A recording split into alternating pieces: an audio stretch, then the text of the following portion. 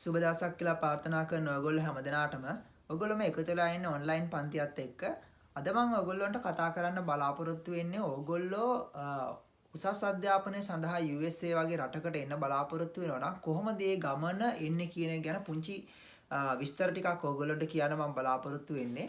ඇත්තටම ගොඩක් දෙනෙක් මේ වෙන විට පුංචි ලොකු නැඹුරුතාවයක් තියෙනවා උසස් පෙළ ඉවරලා කැම්පස් එකට ගිහිල්ලා ඉවරලා ඔයගොල්ලන්ට උසස් අධ්‍යාපනය සඳහා USA වගේ රටකට ඇමරිකාවට වගේ රටකට එන්න ලොකු උනන්දුවක් දක්වනවා. ඒක නිසා ඒ උනන්දුව තියෙන යාළුවන් නංගිලා මල්ලාට කොහොමද මේ ගමන සාර්ථක කරගන්නේ මොනවද තියෙන ඕනි ක්වොලිෆිකේෂන් මොන වගේ දේවල්ද හදා ගන්න ඕනි කියන එක ගැන පුංචි අදහසක් ඔයගොල්ලොන්ට කියලා දෙන එක හොඳයි කියලා හිතුවා.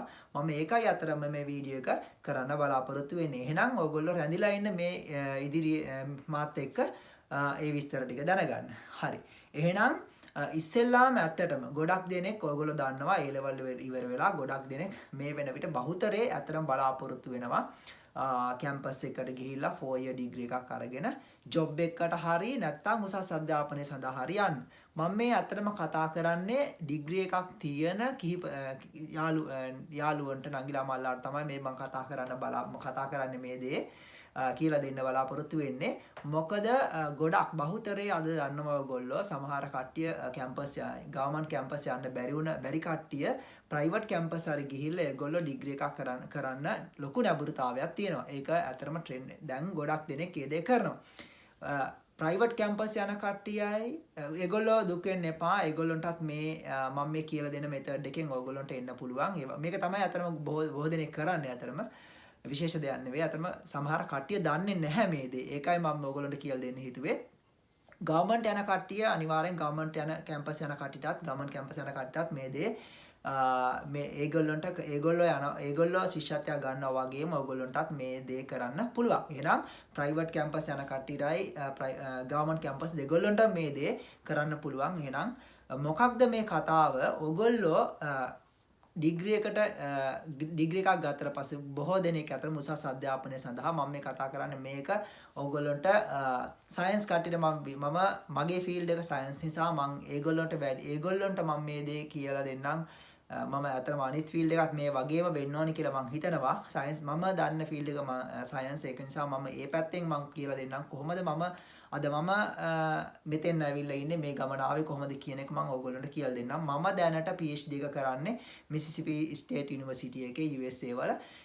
මම මෙතෙන් ආවේ කොහොමද කියන එක මම අද කොහොමද මේ ස්කෝලර්ෂිප් එක ගත්තේ කියන එක මම ඔයගොල්ලන්ට කියලා දෙන්නම්. ඇත්තටම බොහෝ දෙනෙක් දැනට මෙහි කැම්පස් වලට ඇවිල්ලා ඉන්න ගොඩක් දෙනෙක් කරන්නේ අතරම ගවර්න්මන්ට් කැම්පස් එක 4 year degree එකක් හරි ප්‍රයිවට් කට්ටියටත් මේ දේ කරන්න පුළුවන්. ප්‍රයිවට් යුනිවර්සිටි වල ඉන්න 4 year degree එකක් තියෙන කට්ටියටත් මේ දේ කරන්න පුළුවන්. ඔයාට 4 year degree එකක් තියෙනවා නම් 3 year ඉන්න කට්ටියටත් මේ දේ කරන්න පුළුවන්. ඒගොල්ලෝ ටිකක් අමාරුයි මේ දේ කරගන්න. ඒ වුණාට මහන්සි වුණොත් බැරි වෙන්නේ නැහැ. 4 year degree එකක් තියෙනවා නම් ඔයා මුලින්ම කරන්න ඕනේ ඔයාගේ ඉංග්‍රීසි ටික හදාගන්න. 4 year degree එකක් තියෙනවා කියලා මෙහෙම.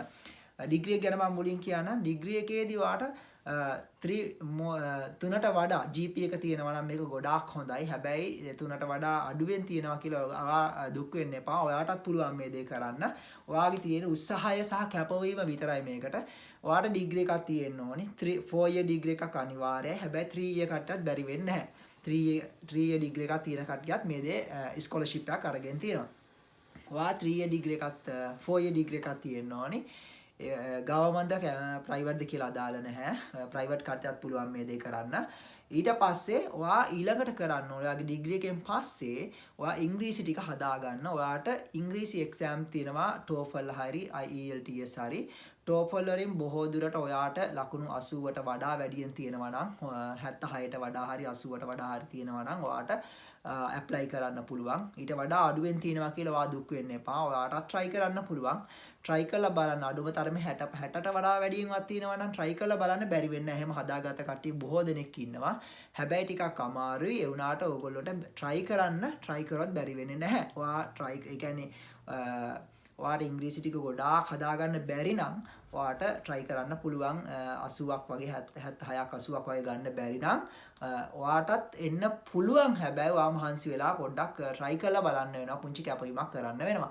ඒ වගේම ඉංග්‍රීසි මං කිව්වා වගේ ඉංග්‍රීසි TOEFL හදෙන්න ඕනේ. TOEFL exam එක කරන්න ඕනේ. නැත්තම් IELTS වලින් 6ක් හරි 9ෙන් දෙන්නේ 6ක් හරි 6.5 6.5ට වඩා ඒ වගේ තියෙනවා නම් ගොඩක් හොඳයි. 6ට වඩා තියෙනවා නම් හොඳයි. හැබැයි ටිකක් අමාරුයි.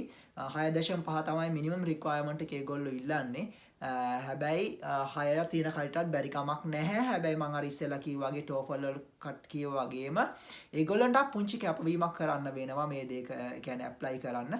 ඒගොල්ලන්ට පොඩ්ඩක් කැම්පස් එකත් එක්ක කතා කරලා බැරි වෙන්නේ නැහැ. දෙක මේ ඇප්ලයි කියන්නේ අප්‍රූව් කරගන්න පොඩ්ඩක් කැපවීමක් කරන්න වෙනවා. එතකොට ඉංග්‍රීසි ටික හැදෙන්න ඕනේ. ඉංග්‍රීසි ටික මොකද්ද TOEFL exam එක කරන්න ඕනේ. ඒ වගේම නැත්නම් IELTS exam එක කරන්න ඕනේ. ගොඩාක් ඒ කියන්නේ 7ක් 8.5ක් 9ක් තියෙනවා නම් ඒගොල්ලන්ට නිකම්ම මේ දේ ගොඩ දා ගන්න පුළුවන් කිසි ප්‍රශ්නයක් නැහැ. හොඳට ඉංග්‍රීසි ටික තියෙනවා නම් ඇත්තටම ලේසි. ඒගොල්ලන්ට කිසි ප්‍රශ්නයක් නැහැ. 4E degree එකත් එක්ක ඉංග්‍රීසි හොඳට තියෙනවා නම් ඇත්තටම ඔයාට apply කරන්න පුළුවන්. ඒ වගේම GRE කියලා exam එකක් තියෙනවා. මම මේ කතා කරන්නේ science කට්ටියට. science කට්ටියට ඇත්තටම GRE කියලා exam එකක් තියෙනවා. ඒ exam එක ඔයා ටිකක් වැඩියෙන් ලකුණු ගන්නවා නම් ඔයාට එතන GRE exam එකත් හොඳට කරගත්තොත් ඔයාට apply කරන්න පුළුවන්. ඔය exam දෙක GRE exam එකයි සමහර campus වලට හැබැයි GRE exam එක ඉල්ලන්නේ නැහැ. සමහර කට්ටිය ඉල්ලනවා. සමහර campus වලට ඉල්ලනවා. එතකොට GRE exam එක පාස් වෙන්න ඕනි. ඒ වගේම TOEFL exam එක හරි IELTS exam ඒ ඉංග්‍රීසි qualification හදා ගන්න ඕනි. ඒ දෙක තියෙනවා නම් ඒ වගේම 4 year degree එකක් තියෙනවා නම් ඔන්න ඔය requirement තුන තියෙනවා නම් ඔයාට කරන්න තියෙන්නේ මම පල්ලෙහා description box එකේ දාලා තියෙනවා USA වල තියෙන universities government university state university එහෙම මම ඔයාට දාලා තියෙනවා පල්ලෙහා list එකක් තියෙනවා link එකක් තියෙනවා ඒ link එකට ගිහිලා බලන්න මොනවද තියෙන universities කියලා ඒ universities වලට apply කරන්න. හැබැයි මෙහෙම ඔයා හිතන්නකො ඔයාගේ ඩිග්‍රී එකේ GPA එක තියෙනවා 3.84 වගේ ඒ වගේ කිට්ටුවෙන් තියෙනවා කියලා. ඒ වගේම IELTS නැත්නම් English exam වල TOEFL හරහා IELTS වලට high score තියෙනවා නම් ඒ වගේම GRE exam එකටත් high score තියෙනවා නම් ඔයාට ලේසියෙන්ම හොඳ rank එකක් තියෙන campus එකකට යන්න පුළුවන්. හොඳ rank එකක් තියෙන campus එකට apply කරන්න පුළුවන්. apply කරලා ඔයාට ලේසියෙන්ම ගන්න පුළුවන් ඇත්තටම. ඔයාට එහෙම තියෙනවා නම් කිසිම ප්‍රශ්නයක් නැහැ. ඔයාට ටක් ගාලා ඔයාගේ application එක approve කරගන්න පුළුවන් ලේසියෙන් හොඳ campus එකකට. ඔයා හිතන්න එකනම් 20 30 අතර තියෙන campus වලට ලේසියෙන් මේ වගේ හොඳ ළමයෙකුට apply කරලා approve කරගන්න එක ඉහළ දෙයක් නෙවෙයි. හැබැයි ඔයා හිතන්න ඔයාගේ GPA එක එච්චර නැහැ 2.8ක් 3ක් ඒ වගේ කිට්ටුවෙන් තියනවා කියලා. ඒ වගේම TOEFL උත් 6 TOEFL IELTS තියෙන 6.5යි කියලා හිතන්නකෝ. ඒ වගේම lowest scores තියෙන්නේ කියලා හිතන්නකෝ. එහෙම එක්කෙනෙකුත් ඔයා දුක් වෙන්න එපා. ඔයා apply කරන්න. මම පල්ලෙහා දින description box එකේ තියෙන campus ටික බලලා ඒකෙන් පළවෙනි ඔයා හිතනවා නම් ඔයාට rank එකට හොඳ rank එකකට තියෙන campus එකට යන්න බෑ කියලා ඔයා මුල් 50 ඉඳන් 100 වගේ තියෙන රෑන්ක් තියෙන කැම්පස් දෙක තුනකටයි ඊට පස්සේ 50 100 ඉඳන් 150 තියෙන රෑන්ක් එකේ තියෙන කැම්පස් දෙක තුනකටයි ඊට පස්සේ ටිකක් රෑන්ක් එකක් නැති වගේ තියෙන කැම්පස් තියෙන්නේ ඒ වගේ කැම්පස් වලටත් ඇප්ලයි කරලා බලන්න. ඔයාට තියෙන්නේ කරන් තියෙන ඒ තියෙන කැම්පස් එකට ගිහිල්ලා ඉවල කැම්පස් එකේ වෙබ්සයිට් එකට ගිහිල්ලා ඒකේ ග්‍රැජුවේට් ස්කූල් කියන සෙක්ෂන් එකට ගිහිල්ලා ඒකේ තියෙනවා high studies PhD හරි MSc හරි ඒ ඕන එක ඔයා PhD එන්න කැමති නම් PhD එකට ගිහිල්ලා ඒකට apply කරන්න හැබැයි මෙහෙම පොඩි හදා ගන්න ඕනේ වාගේ application නැතිනේ application එක fill කරලා ඒගොල්ලෝ ඉල්ලනවා campus එකෙන් transcript එකක් ඒ වගේම ඔයගොල්ලොන්ගේ recommendation letter 3ක් ඉල්ලනවා professors ලාගේ ඒ වගේම ඔයාගේ letter එකක් SOP එකක් කියලා කියන්නේ ඒ letter එකක් ඒ වගේ document එකක් ඉල්ලනවා ඒක ඔයාලට ලියන්න තියෙන ඔයාගේ research background එකයි ඒව ගැන විස්තර ටිකක් ලියන්න තියෙන්නේ ඒක ලියලා ඒ ටික සබ්මිට් කරන්න තියෙන්නේ. ඒක සබ්මිට් කරාට පස්සේ ඒගොල්ලෝ රිවිව් කරනවා. ඒ රිවිව් කරලා ඉවරලා ඔයාට අප්‍රූව් නම් ඔයගොල්ලන්ට කතා කරනවා. ඇත්තටම හරි කියන්නේ පොඩ්ඩක් සමහර කැම්පස් තියෙනවා සල්ලි අපි ගෙවන්න ඕනේ. ඇප්ලිකේෂන් fee එකක් තියෙනවා.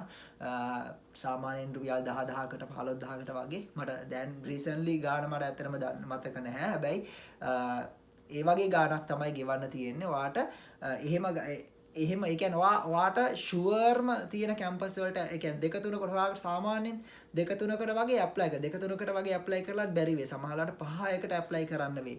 එහෙම ඇප්ලයි කරන්න බැරි වෙන ඒ කියන්නේ ඔයාලට chance එකක් එන ඇප්ලයි කරනකොට මම අර කිව්වාගේ රෑන්ක් හොඳ රෑන්ක් එකකුයි සාමාන්‍ය රෑන්ක් එකකුයි ඊට පස්සේ රෑන්ක් එකක් නැති කැම්පස් වලට ඇප්ලයි කරලා බලන්න. ඔයාට එන්න ඒ කියන්නේ ඔයාට ඒ කියන්නේ හොඳ රිසර්ච් තියෙනවා නම් ඔයාට එන එක ලේසි නෑ. හැබැයි සමහර එක්කෙනෙක් ඉන්නවා ඔයාට එන්න ඕනි මේ USA වලට high education වල PhD එකක් කරන්න ඕනි ඔයාට. එහෙම තියෙනවා නම් ඔයාට කරන්න තියෙන අර සාමාන්‍ය රෑන්ක් තියෙන ඒවායි රෑන්ක් එකක් නැති කැම්පස් වලටයි ඇප්ලයි කරලා ඉවරලා ඔයා මෙහෙට එන්න.